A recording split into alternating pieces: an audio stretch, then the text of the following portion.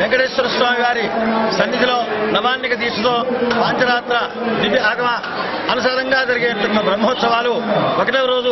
1వ తారీఖు 12వ నెల 2011 రోజున ప్రారంభమై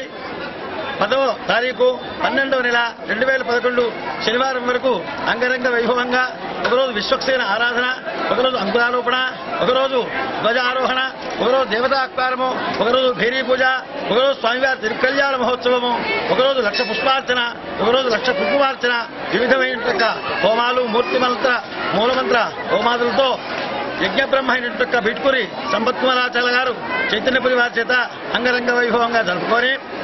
10వ తారీఖు శనివారం రోజు ఈ ఉత్సవాలు పూర్తయిన తదనంతరం భక్తులందరికీ సుమారు 1500 మందికి అన్నదాన కార్యక్రమాన్ని ఏర్పాటు చేసిన కమిటీ వారు ఈ భోజనాన్ని నిర్వహించి స్వామివారి కృపను పొందే సదవకాశాన్ని వినియోగించుకుని తరించండి.